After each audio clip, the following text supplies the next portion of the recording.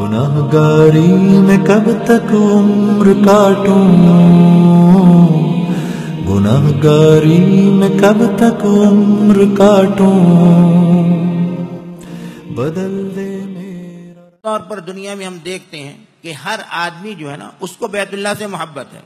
पैसा उसके पास एक नहीं, रकम उसके पास एक नहीं, कोई चीज उसके पास नहीं है, लेकिन तमन्ना उसकी क्या होती है? अल्लाह का घर देख लो। और हमने देखा लोगों को दुआएं करते हुए, बेचारों के पास पैसा नहीं था, रकम नहीं थी, एक पाई भी नहीं थी, लेकिन अल्लाह के से दुआएं कर रहे हैं, रो रो कर, अल्लाह अपना घर दिखा दे, अल्लाह अपना घर दिखा दे। और ऐसे वाकयात भी मौजूद हैं। एक बुढ़िया के बारे में मशहूर है कि वो बुढ़िया बड़ी अल्लाह के घर के देखने की तड़प थी कि अल्लाह का घर तो देख लूं। लोगों ने कहा भी उसके लिए तो पैसा चाहिए, काफी पुरानी बात है। उसने कहा अच्छा पैसा चाहिए, तो एक एक पैसा जमा किया है। 70 साल में उसने पैसा जमा कर कर अल्लाह के घर की ज़ियारत के लिए अपने आप को तैयार किया। यानी ऐसी अल्लाह ने मोहब्बत डाली है इस घर की कि हर आदमी ये चाहता है कि उस घर को देख लें, उस घर की ज़ियारत कर लें, अल्लाह हमें वहां ले जाए। और उलमा ने एक अजीब बात लिखी है, फरमाया इस घर की मोहब्बत हमारे अंदर इसलिए है कि हमारी असल वही है, क्योंकि हम मट्टी से बने हैं। हमारा उनसर जो है, वैसे तो इंसान बना है आग पानी मट्टी हवा 4 चीजों से बना है, लेकिन हमारे अंदर सबसे गालिब मट्टी है। और जब मट्टी हमारे अंदर गालिब है तो हमारी असल मट्टी है, और मट्टी की इब्तिदा उस जगह से हुई है जहां आज बैतुल्लाह मौजूद है। तो गोया दूसरे लफ्जों में यूं कह लीजिए कि आज जहां बैतुल्लाह मौजूद है ये हमारी असल है, और हर चीज अपनी असल की तरफ लौटा करती है। कुल्लु शैइन यरजू इला असलिही, मशहूर मक़ूला अरबी का कि हर चीज अपनी असल की तरफ लौटती है। तो बैतुल्लाह हमारी असल है, हमारी बुनियाद है, हमारी मट्टी जो बनी है वहीं से ली गई है।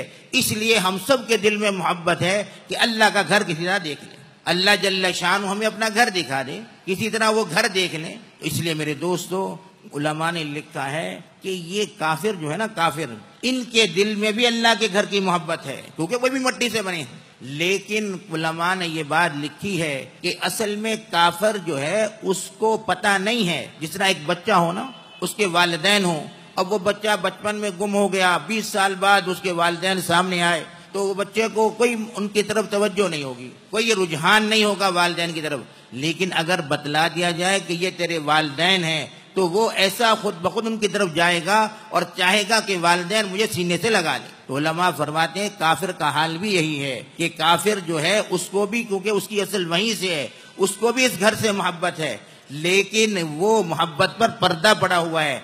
जब वो इस्लाम लाता है वो पर्दा हट जाता है, उसके दिल में भी मोहब्बत होती है कि किसी तरह उस घर को जाके देख लो। इसलिए जो नौ मुस्लिम होते हैं आम तौर पर उनकी पहली ख्वाहिश ये होती है कि किसी तरह मक्का मुकर्रमा पहुंचकर अल्लाह के घर की ज़ियारत कर लें, अल्लाह के घर को देख लें, क्योंकि वो मोहब्बत जिस पर पर्दा पड़ा हुआ था, ईमान लाने के बाद वो मोहब्बत बिल्कुल खुल के सामने आ जाती। और जब खुल के सामने आ जाती है फिर इंसान ये चाहता है कि मैं उस घर को जाके देख लूं, उस घर की ज़ियारत कर लूं जिस घर पर हर वक्त अल्लाह की रहमतें नाजिल हो रही। कोई एक लम्हा नहीं है जिंदगी का कि उस पर अल्लाह की रहमतें नाजिल ना हो रही हों। हर आन हर लहजा अल्लाह की रहमतें वहां नाजिल हो रही। तो अल्लाह जल्ल शान ने हमें ये इस कुरान पाक की इस आयत में यही बतलाया है कि लोगों, इन्ना अव्वल बैतिन वुदिअ लिन्नास लल्लज़ी बिबक्का मुबारका, सबसे पहले जो घर जमीन पर बनाया गया है वो मक्का मुकर्रमा में है, और वो घर बाबरकत है। तो अल्लाह जल्ल शान ने, उलमा ने लिखा है कि यहाँ जो लफ्ज इस्तेमाल किए हैं वो है लल्लज़ी बिबक्का था। आमतौर पर हम बोलते हैं मक्का मुकर्रमा, हम बक्का नहीं बोलते, आमतौर पर हम मक्का मुकर्रमा बोलते हैं, लेकिन अल्लाह जल्ल शान ने कुरान पाक में बक्का लफ्ज इस्तेमाल किया। और वजह उलमा ने लिखी है कि अल्लाह ने बक्का क्यों इस्तेमाल किया, अल्लाह ने मक्का इस्तेमाल नहीं किया, बक्का इस्तेमाल किया। तो उसमें उलमा ने वजह लिखी है, बक्का उस जगह को कहते हैं जिस जगह कोई अगर बुराई के इरादे से आए उसकी गर्दन तोड़ दी जाए। तो जो उस सरजमीन पर बुराई के इरादे से जाता है अल्लाह उसको तबाह बर्बाद कर देते हैं, उसकी गर्दन को अल्लाह तोड़ देते हैं। इसलिए बक्का के मैंने गर्दन तोड़ देने वाला, गोया जो इस घर की बुराई का इरादा करेगा अल्लाह उसकी गर्दन को तोड़ देंगे। इसलिए उलमा ने लिखा है کہ اللہ کے نبی صلی اللہ علیہ وسلم جب دنیا میں تشریف لائے، تقریباً 6 مہینے پہلے اللہ کے نبی کے دنیا میں آنے سے ایک بہت بڑا جابر بادشاہ ہے جس کو ابرا کہتے تھے، اس بادشاہ نے اس گھر کی برائی کا ارادہ کیا اور یہ چاہا کہ اس گھر کو اینٹ سے اینٹ بجا دے، اس گھر کو ختم کر دے، اس گھر کو آگ لگا دے، تاکہ جو میں نے بیت اللہ بنایا ہے اپنے یمن میں لوگ آ کر اس کا طواف کریں اور اس کی زیارت کے لیے آئیں اور اس گھر کا نام و نشان مٹ جائے۔ کہتے ہیں کہ جب اس نے دیکھا لوگ مکہ مکرمہ میں آتے ہیں، وہاں جا کر طواف کرتے ہیں، وہاں دعائیں کرتے ہیں، بلکہ مسلم کی حدیث میں ایک عجیب بات آئی ہے، مسلم شریف کی حدیث میں آتی ہے، اللہ کے نبی صلی اللہ علیہ وسلم نے ارشاد فرمایا، میں نے مکہ مکرمہ میں بیت اللہ کا طواف کرتے ہوئے دجال کو بھی دیکھا ہے۔ دجال بیت اللہ کا طواف کر رہا تھا، میں نے اس کو دیکھا ہے۔ حضرت عیسیٰ علیہ السلام اس گھر کا طواف کر رہے تھے، میں نے ان کو دیکھا ہے۔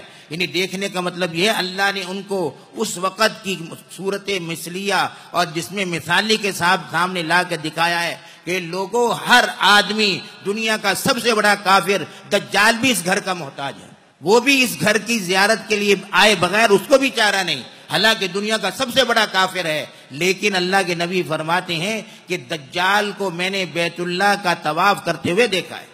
تو اس سے معلوم ہوا کہ بیت اللہ ایسی عظمت والی جگہ ہے کہ دنیا کے بڑے کافر کو بھی اس سے مفر نہیں ہے، دنیا کا بڑا کافر بھی اس گھر کا محتاج ہے۔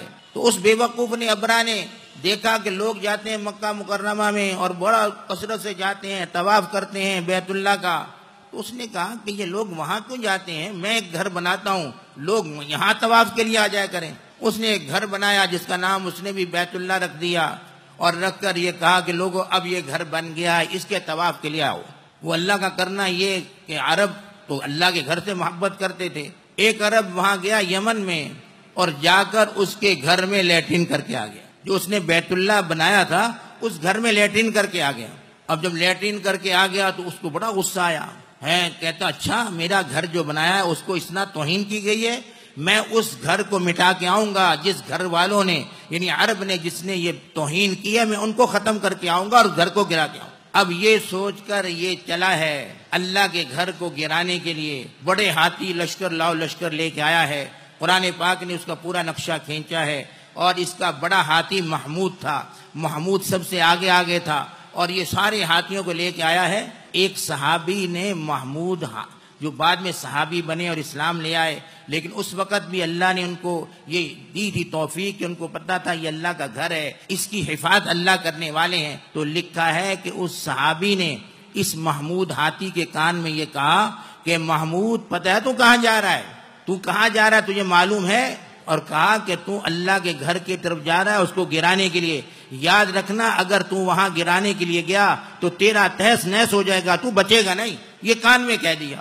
تاریخ میں لکھا ہے کہ یہ سننا تھا محمود کا کہ وہیں بیٹھ گیا، اب وہ مار رہے ہیں اس کو، اٹھا رہے ہیں کہ یہ اٹھے اور بیت اللہ کی طرف چلے، یہ چلتا ہی نہیں، اٹھتا ہی نہیں، اور جب اس کا رخ پھیر دیں اور کہیں ادھر یمن کی طرف چلے تو تیز تیز چلنے لگے، اور پھر اس کا رخ پھیریں بیت اللہ کی طرف پھر وہیں بیٹھ جائے۔ یعنی اس کو بھی یہ معلوم تھا کہ یہ اللہ کا ایسا گھر ہے، اس کی توہین میری تباہی ہے، اگر میں وہاں گیا تو میری تباہی ہو جائے گی، اس لیے اس طرف جاتا ہی نہیں تھا، بیت اللہ کی طرف رخ ہی نہیں کرتا تھا۔ اور علماء نے لکھا ہے کہ ابرا کے کچھ آدمیوں نے حضور صلی اللہ علیہ وسلم کے دادا عبد المطلب کے کچھ اونٹ جو ہیں وہ پکڑ کے لے آئے۔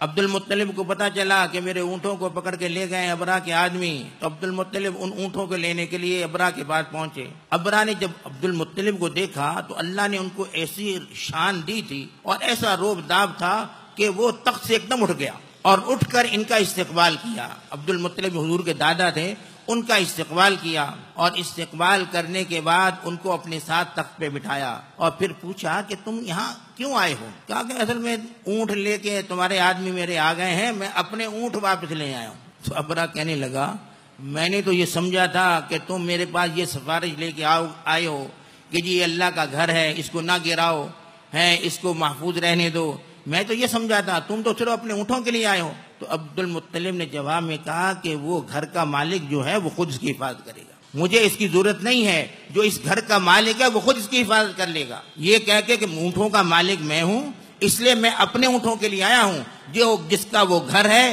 وہ مالک اس کا خود اس کی حفاظت کرے گا۔ یہ کہہ کر اس نے کہا اچھا آپ نے اونٹ لے جاؤ. یہ اونٹ لے کے آ گئے. اب انہوں نے مکہ مکرمہ میں آ کے اعلان کیا کہ لوگوں یہ ایک لشکر آیا ہے اس اللہ کے گھر کو گرانے کے لیے. اس لشکر کے اندر ہاتھی ہیں بڑے بڑے، اور ان ہاتھیوں کو ہم نے کبھی دیکھا بھی نہیں. اس کا مقابلہ ہم کیا کریں گے؟